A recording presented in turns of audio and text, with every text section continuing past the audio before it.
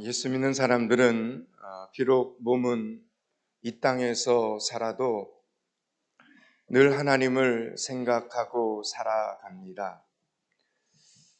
이기식 장로님, 장모님, 그리고 양미진 권사님, 어머니, 고 최정희 집사님께서 금요일 새벽, 금요일 저녁 별세하셨습니다. 제가 성모병원 중환자실에서 임종 예배를 드리면서 하나님의 말씀 한 절을 읽어드리고 이 땅에서의 마지막 축복 기도를 해드렸을 때 마치 작은 소리로 아멘이라고 하시는 듯 맥박이 살짝 뛰었다가 꺼지는 것을 보았습니다. 고 최정희 집사님은 그렇게 평안히 천국으로 가셨습니다. 영원한 안식, 하나님께서 약속하신 땅, 슬픔과 아픔과 이별과 고통이 없는 영원한 천국에서 얼마나 환하게 승리자의 미소를 띠고 계실지 눈에 선합니다. 고인은 천국에서, 유가족들과 성도들은 이 땅에서 함께 연합하여 입관 예배, 위로 예배를 어제 잘 드렸습니다.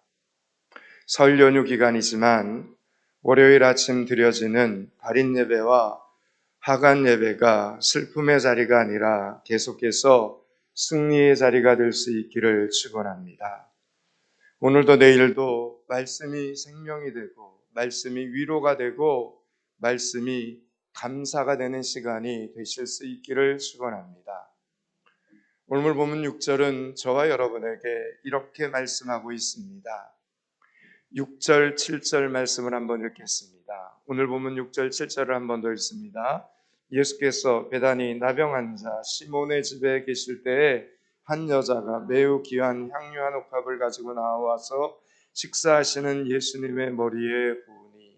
아멘. 성경에는 예수님께 향유를 부은 이 여인에 대하여 4번 말씀이 나와 있습니다. 그런데 그 기록이 조금씩 차이가 납니다. 마태복음과 그 다음에 나오는 마가복음은 베다니 문둥이 시몬의 집에서 한 여자가 나와서 식사하시는 예수님의 발이 아니라 머리에 향유를 부었다고 말씀합니다. 누가복음은 한 바리새인의 집에서 그 동네에 죄인인 한 여자가 예수님의 발에 향유를 부었다고 말씀하고, 요한복음은 베다니의 한 곳에서 나사로의 동생 마리아가 예수님의 발에 향유를 부었다고 말씀합니다. 그래서 어떤 사람들은 이것은 같은 사건이 아니라 2가지 사건에 대한 기록이라고 하지만 그것은 좀 오해입니다. 이 사건을 바라본 시점이 조금씩 다르기 때문에 그런 차이를 빚어냈을 뿐입니다. 이 사건은 베다니에 사는 문둥이 시몬의 집에서 일어난 사건입니다. 누가복음에서 한 바리새인의 집이라고 표현한 것은 문둥병에 걸린 시몬이 바리새인이었기 때문입니다. 요한복음에서는 나사로가 사는 베다니에서 일어난 일이라고 언급한 이유는 신약시대의 베다니는 죽은 나사로가 살아난 것으로 이미 유명했기 때문입니다. 또 마리아가 예수님의 머리에 향유를 부었다고도 하고 발에 부었다고도 말씀하는 이유에 대해서는 신약학자들이 이렇게 정의를 합니다.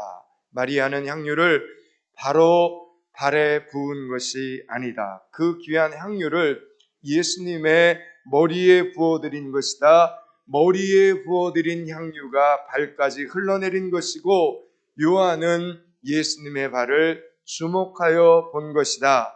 남들은 아까워서 머리에만 살짝 바르는 그 향유를 마리아는 예수님의 발에까지 적실 정도로 아낌없이 드린 것이다 라고 신약학자들이 정의를 내립니다.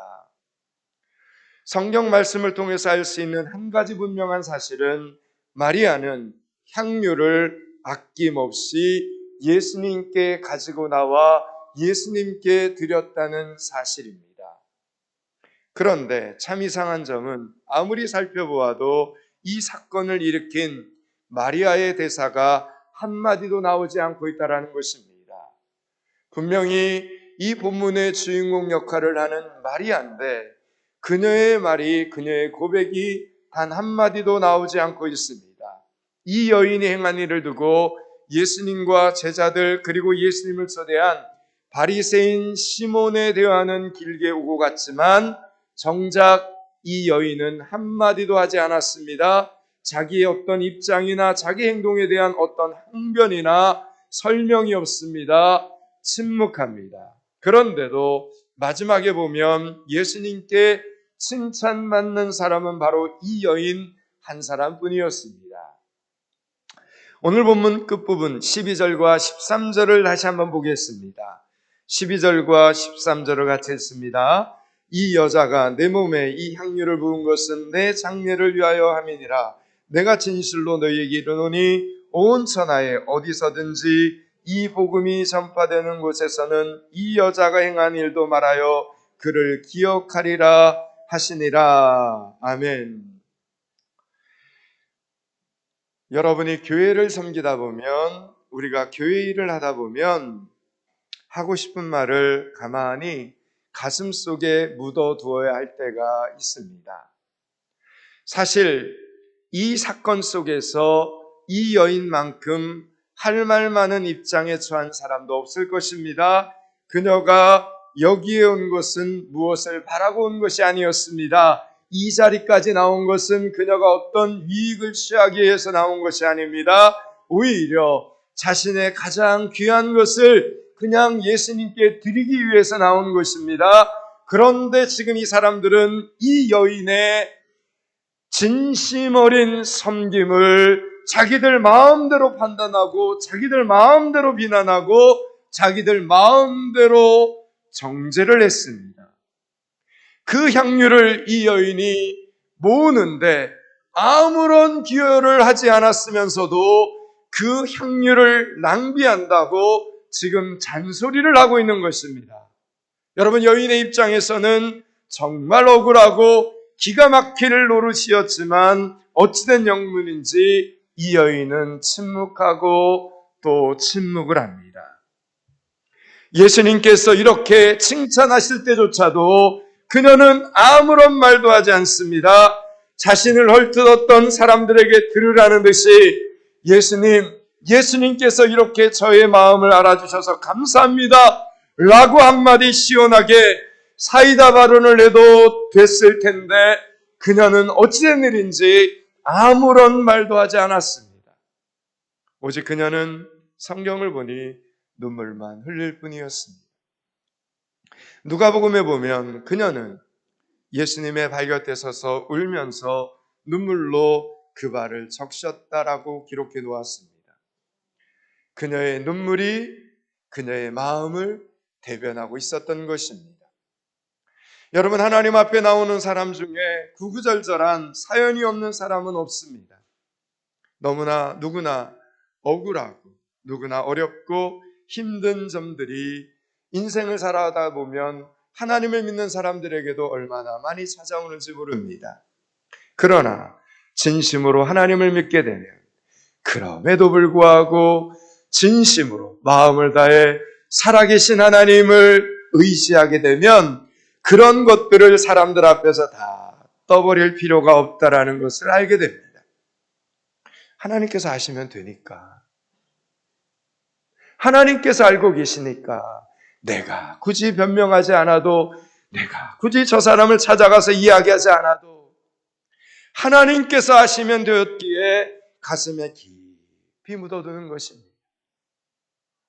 여러분, 가만히 보면 이 세상에서 하나님을 좀 더 잘 섬기려고 애쓰는 사람일수록 가슴 아픈 사연들이 더 많고 간증이 더 많습니다. 그러한 과정 속에서 더 많이 하나님의 사람으로 부서지고 겸손해진 사람들입니다. 그렇게 누구보다도 눈물 나는 사연들을 가지고 있지만 누가 뭐라고 오해를 해도 일일이 그 오해에 대꾸하지 않고 가슴에 묻는 이유는 하나님께서 내 마음을 알고 계시니까, 하나님께서 진실을 아신다는 그 믿음 하나 때문에 그 모든 상황들을 넉넉히 겸손히 이겨내더라라는 이야기입니다. 여러분, 우리 예수님의 생애를 보아도 그렇지 않습니까? 예수님은 수많은 병자들을 불쌍히 여기십니다. 그들을 고쳐주셨고 날마다 슬픈 자를 만나주셨고 위로해 주셨고 날마다 하나님의 말씀을 가르쳐 주셨습니다. 그러나 사람들은 그를 십자가에 못 박아야 할 죄인이라고 외쳐댔습니다.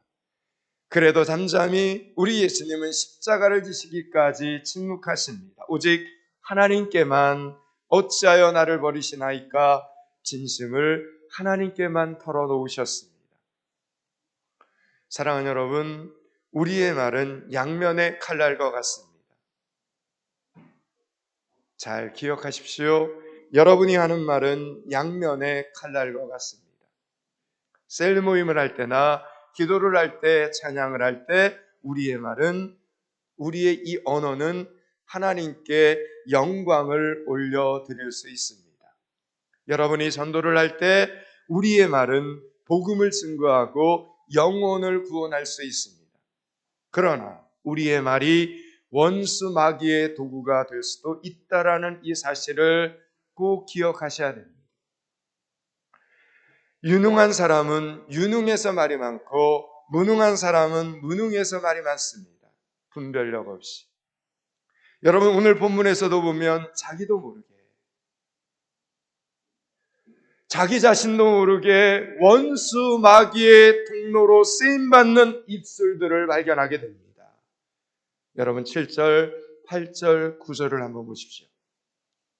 7절, 8절, 9절을 같이 읽습니다. 한 여자가 매우 귀한 향유 한 옥합을 가지고 나와서 식사하시는 예수님의 머리에 부으니 제자들이 보고 분기하여 이르되 무슨 의도로 이것을 어비하느냐? 이것을 비싼 값에 팔아 가난한 자들에게 줄 수 있었겠도다 하거늘. 아멘. 여러분, 예수님의 제자들이 지금 등장하고 있습니다. 그냥 사람들이 아니라, 그냥 유대인들이 아니라 예수님을 따라다니는, 예수님의 말씀을 듣고 동고동락하는 예수님의 제자들이 지금 등장하고 있습니다. 여러분 보십시오. 대다수의 사람들은 그렇게 빨리 나쁜 생각을 떠올리지 못합니다. 그리고 그런 나쁜 생각이 떠올라도 입을 벌려 말을 할 때에 주저주저하기 때문에 마음속에 담아두고만 있을 때가 많습니다. 일반적으로 그렇습니다. 그럴 때 하나님께서는 우리에게 먼저 입을 벌려 불평하지 않고 마음속에 담고 있을 때 하나님께서는 우리에게 은혜를 주십니다. 그래서 은혜를 주셔서 그 침묵 속에서 시간이 흐르게 하십니다. 그러다가 진실이 밝혀지면 자신의 오해와 편견이 잘못되었음을 깨닫고 생각대로 섣불리 말하지 않은 것이 얼마나 다행스러운 일인지 안도를 하게 되는 것입니다. 사람은 경솔하지 말아야 함을 겸손을 통해 배우게 되는 것입니다. 그러나 만약 여러분, 한 사람이 자기 속에 떠오른 의심과 불평과 불만을 계속해서 그 한 사람이 표출하기 시작을 해대면 그 옆에서 스스로 자제하고 있던 사람들도 어느 순간부터 분별력을 잃어버리고 그 불평과 원망에 휩싸이게 됩니다. 여러분, 요한복음에서는 이런 불평이 예수님을 배반한 가룟 유다에게서부터 나온 말이다 분명하게 정확히 밝히고 있고, 오늘 우리가 읽은 이 본문과 뒤에 나오는 마가복음에서는 제자들 모두를 이렇게 불평한 사람들 이렇게 표현하고 있는 것입니다. 이 제자들이 몽땅 다 지금 불평한 사람으로 포함되었습니다. 그러니까 분명히 가룟 유다 한 사람으로부터 불평과 비난이 시작이 되었는데, 지금 제자들은 가룟 유다의 말에 동의하면서 모두 마리아의 이 아름다운 섬김을 낭비로 몰아붙이고 있는 장면이라는 겁니다. 아니, 불필요하게 재물을 그렇게 낭비한다는 그럴듯한 이 비난이 전염병처럼 제자들 모두에게 가룟 유다 그 한 사람으로부터 시작해가지고 베드로, 야고보, 그냥 쭉 빌립 다 흘러가는 겁니다. 여러분, 그러나 그것은 성경의 흐름을 보면 결코 불필요한 낭비가 아니었습니다. 여러분, 이걸 구속사적으로 보면 굉장히 중요한 섬김이었습니다. 유일하게 예수님의 십자가의 죽음을 예비한 헌신이요 행동이었기 때문입니다. 결국 제자들은 입 밖으로 표현하지 말았어야 할 말들을 표현함으로써 영적으로 한심스러운 제자들로, 믿음 없는 제자들로 지금 이렇게 본문에 다 기록이 된 겁니다. 여러분의 입술에서 어떤 말이 시작되느냐 하는 것이 이렇게도 중요하다라는 것입니다. 여러분, 이번 한 주간 수많은 사람들을 만나겠죠? 형제, 자매들, 이웃들, 친구들을 만나게 될 것입니다. 이 연휴 기간. 여러분의 입술에서 어떤 말이 시작되느냐 하는 것이 이렇게도 중요하다라는 사실을 꼭 기억하시기 바랍니다. 여러분, 제자들은 지금 이 자리에 누가 그들과 함께 계신가를 정확히 알고 있었어야 했습니다. 생각했어야 합니다. 아, 그래, 우리 옆에 지금 누가 있지? 여러분, 지금 이 자리에는 모든 사람들의 심중을 알고 계신, 살아계신 하나님의 아들이신 예수님이 함께 계셨습니다. 그렇다면 어떻게 해야 됩니까? 제자들은 불평의 말이 들려와도, 원망의 말이 들려와도, 이해할 수 없는 말이 들려와도 그 말을 듣고 즉각 반응하는 것이 아니라 기다려야 했습니다. 누가 말씀하실 때까지, 예수님이 뭐라고 말씀하실 때까지, 예수님이 말씀하실 때까지 기다렸다가 자신들의 의견을 이야기했어야 합니다. 이게 우선순위라는 겁니다. 그런데 그렇게 하질 않았습니다. 여러분, 지금 이 신가는, 여러분 지금 이 본문의 이 사건은 예수님과 마리아 사이에서 일어난 일입니다. 여러분, 다른 사람이 아니라 지금 예수님과 마리아가 주인공입니다. 이 두 사람 사이에서 일어난 일입니다. 예수님께서도 아직 한마디 말씀도 하지 않은 상황입니다. 여러분, 좋다고 하셔도 예수님이 먼저 하셔야 했고, 아니다고 하셔도 예수님이 먼저 말씀을 하셔야 합니다. 그런데 불쑥 제3자가 나서서 마리아를 죄인으로 만들어버린 겁니다. 여러분, 지금 이 장면이. 여러분, 우리도 그럴 때가 있지 않습니까? 우리의 삶을 돌아보셔야 됩니다. 엉뚱한 제3자가 나서서 마리아를 죄인으로 만들어버렸습니다. 여러분, 마리아는 자신의 귀한 예물을 예수님께 아낌없이 드렸건만 순식간에 무분별한 어리석은 여인이 되어버렸습니다. 이유는 단 하나, 너무 돈을 많이 낭비했다는 것 때문이었습니다. 그렇습니다. 사람들은 자기 돈이 아니어도 돈 문제에 대해서는 참 예민한 게 사람입니다. 자기 돈이 아닌데도, 저 사람 돈인데도 아주 예민하게 반응을 합니다. 그리고 모든 사람들은 언제나 돈을 먼저 생각합니다. 하나님의 일을 할 때도 돈을 걱정하죠. 영혼 구원도 좋지만 돈을 너무 많이 쓰면 안 된다고 말하는 사람들이 교회 안에도 있습니다. 선교비도 좋지만 선교비를 너무 많이 안 쓰면 안 된다고 말하는 사람들도 있습니다. 우리 부항비등교회는 그런 분이 없습니다. 감사하게도. 여러분, 그러나 성경에서 예수님께서는 한 번도 돈을 걱정하신 적이 있을까요? 없을까요? 없습니다. 여러분, 하나님은 돈 걱정을 하지 않으십니다. 그리고 그것은 당연하죠. 하나님이신데 여러분, 무슨 돈 걱정을 하시겠습니까? 그렇다면 우리는 누구의 자녀입니까? 하나님의 자녀들입니다. 그렇다면 하나님의 자녀들은 돈 걱정을 하는 것이 맞는 것일까요? 틀린 것일까요? 대답들을 안 하시는데, 여러분, 만약 여러분이 여전히 돈 걱정을 하고 있다면 여러분은 하나님에게서 쫓겨난 자식일 수 있습니다.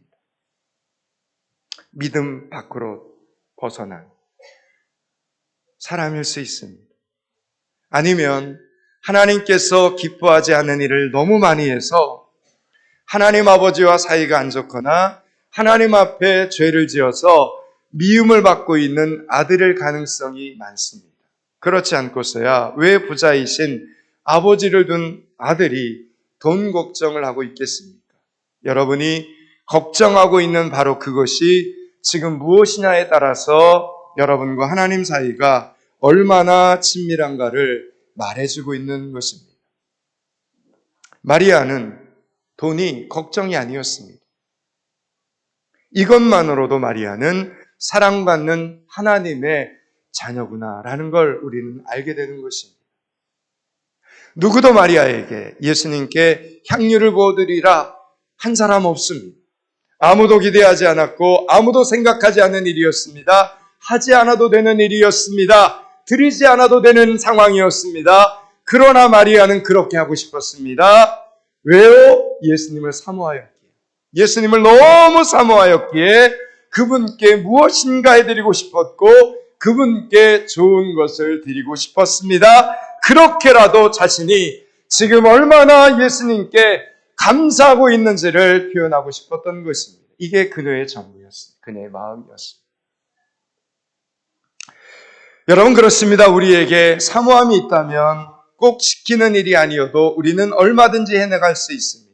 여러분 하나님께서는 인간에게 생각하는 능력을 주셨습니다. 그래서 인간은 생각을 해낼 수 있고 그래서 인간은 지혜를 발휘할 수 있습니다.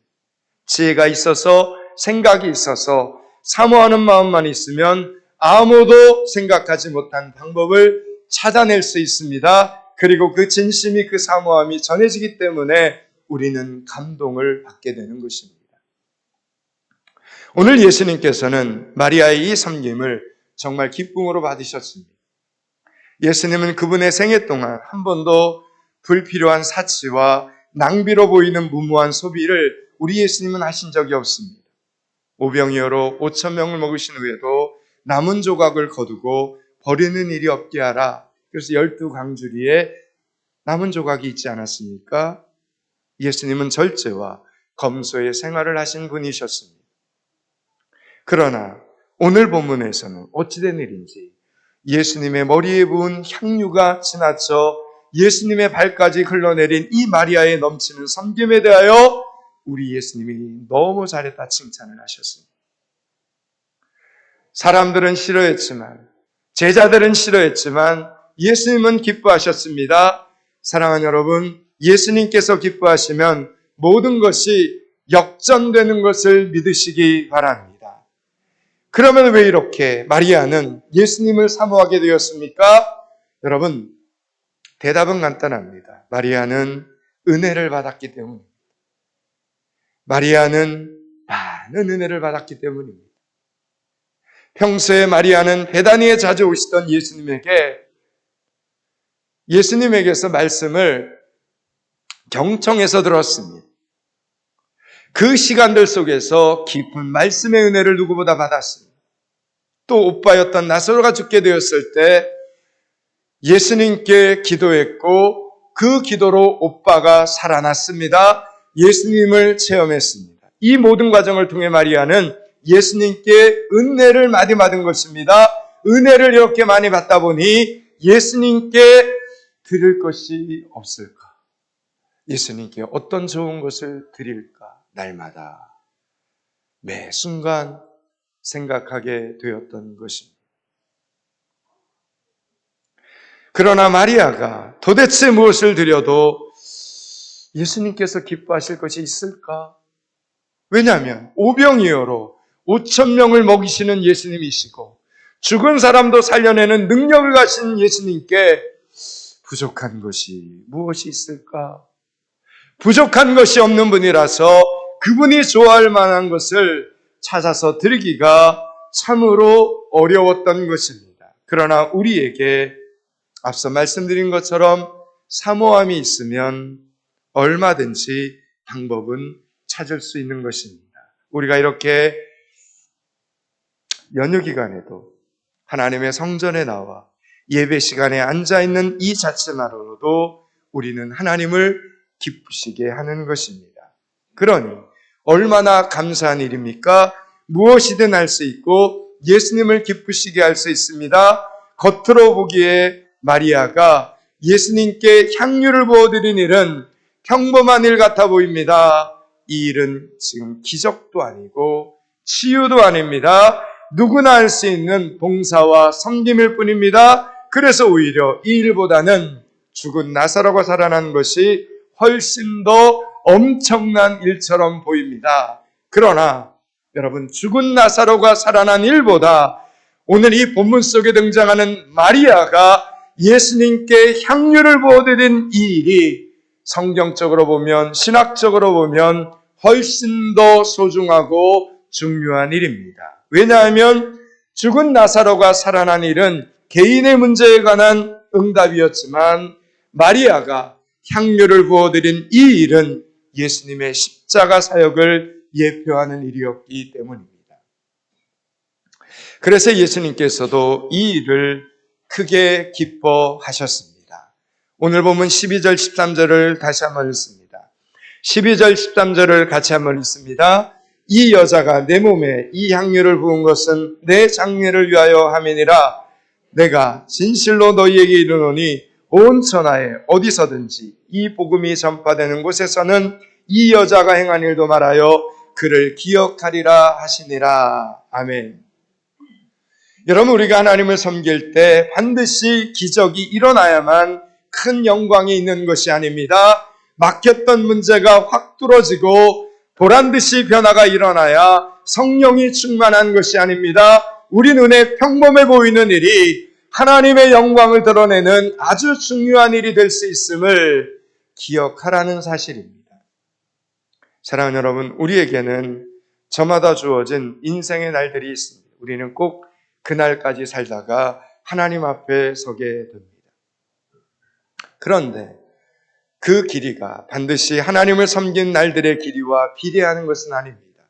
어떤 사람은 많이 살지만 적게 섬기고 어떤 사람은 적게 살지만 많이 섬깁니다. 오늘 우리는 어떻게 우리 주인 되신 예수님을 섬기고 있습니까? 요한계시록 7장에 보면 하나님께서는 우리에게 이런 약속을 한 가지 하셨습니다.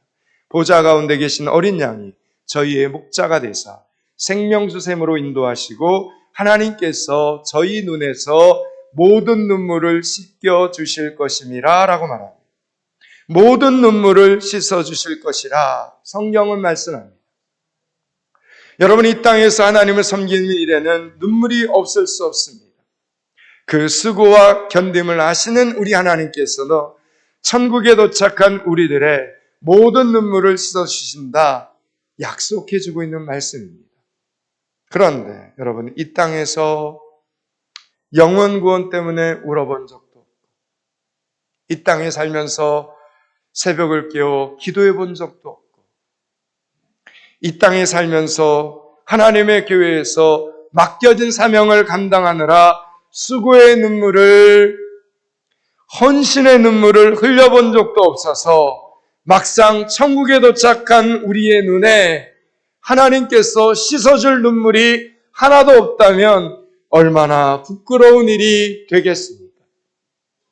하나님을 믿기 때문에 억울하고 오해된 말을 들어도 참고 견디고 인내한 눈물이 한 방울도 없다면, 그래 본 적이 한 번도 없다면 정상적인 믿음 생활이 아닐 것입니다.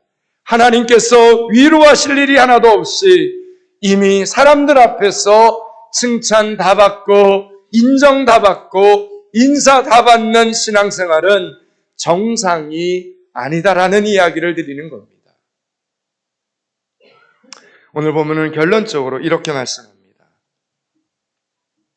이 여자가 내 몸에서 이 향유를 부은 것은 내 장례를 위하여 함이니라.